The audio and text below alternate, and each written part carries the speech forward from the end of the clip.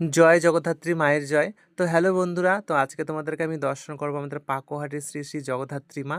আর তোমাদেরকে তো এর আগের ভিডিওতে আমি শেয়ার করেছিলাম যে পুজো হচ্ছিল না, মাকে মন্দিরে প্রবেশ করানো হচ্ছিল, সেদিন আমি দেখতে চলে গেছিলাম। আর আজকে আমি কিন্তু মাকে দর্শন করতে চলে গেছি, যেহেতু মায়ের সন্ধ্যা আরতি চলছিল, ঠিক সন্ধ্যার সময় চলে গেছিলাম।